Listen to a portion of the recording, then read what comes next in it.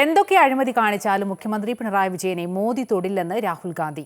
താൻ ബിജെപിക്കെതിരെ പോരാടുമ്പോൾ പിണറായി തന്നെയാണ് ലക്ഷ്യമിടുന്നത്.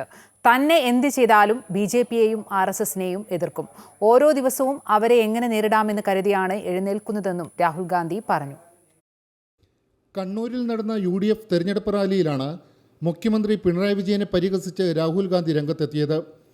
കേരള മുഖ്യമന്ത്രിയെ മാത്രം EDയും CBIയും ഒഴിവാക്കുന്നത് എന്താണെന്ന് മനസ്സിലാവുന്നില്ലെന്ന് രാഹുൽ ഗാന്ധി പറഞ്ഞു. കേസുകളും പരാതികളും ഇല്ലാത്തതല്ല. ഇന്ത്യയിലെ 3 മുഖ്യമന്ത്രിമാർ കേസുകളിൽപ്പെട്ട് ജയിലിലാണ്. എന്നാൽ കേരളത്തിലെ മുഖ്യമന്ത്രിക്ക് മാത്രം എന്താണ് ഇങ്ങനെ സംഭവിക്കാത്തത്? താൻ 24 മണിക്കൂറും BJPയെയും RSSനെയും ആക്രമിച്ചുകൊണ്ടിരിക്കുമ്പോൾ കേരള മുഖ്യമന്ത്രി 24 മണിക്കൂറും തന്നെ ആക്രമിച്ചുകൊണ്ടിരിക്കുകയാണ്. സത്യസന്ധമായി മോദി സർക്കാരിനെ എതിർക്കുന്നവർക്കൊക്കെ പുറകെ CBIയും EDയും എത്തും. അല്ലാത്തവർക്ക് അത്തരം ആശങ്കകൾ ഉണ്ടാവില്ല. ഇത് കേരളത്തിലെ ജനങ്ങൾ തിരിച്ചറിയുമെന്നും രാഹുൽ ഗാന്ധി പറഞ്ഞു.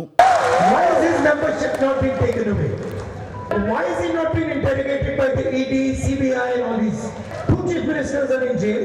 How come none of this is happening to the chief minister of Kerala? And the second question, I am 24/7 attacking the BJP and the chief minister of Kerala is 24/7 attacking me. So this is a bit puzzling. He says he is fighting ideological battle against the BJP. But I know the BJP because when you fight ideological battle against the BJP, they attack you with everything they have. But there is no attack on the chief minister of Kerala. It is not that there are no issues. There are corruption issues.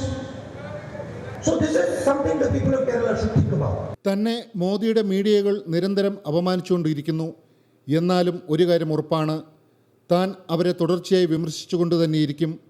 BJP ഈ രാജ്യത്തെ ജനങ്ങൾക്കിടയിൽ വിഭജനം നടപ്പിലാക്കുകയാണ്. Not നിരോധനം നടപ്പിലാക്കിയപ്പോൾ മോദി രാജ്യത്തെ സാധാരണക്കാരായ കർഷകരെ പറ്റി ആലോചിച്ചില്ല. Covid ദുരിതകാലത്ത് ജനങ്ങൾ പ്രയാസപ്പെട്ടപ്പോൾ കൈകൊട്ടിക്കൊള്ളാൻ പറഞ്ഞ ആളാണ് മോദി. ഇന്ത്യ മുന്നണി അധികാരത്തിൽ വന്നാൽ പാവപ്പെട്ട സ്ത്രീകൾക്ക് വർഷം 1 ലക്ഷം രൂപ നൽകും. അങ്കണവാടി ആശാവർക്കർമാർ എന്നിവരുടെ വരുമാനം കൂട്ടും. കാർഷിക വിളകൾക്ക് രാജ്യത്ത് വിലയില്ല. റബ്ബറിന് വില കൂട്ടാൻ പറ്റില്ലെന്നാണ് പ്രധാനമന്ത്രി പറയുന്നത്.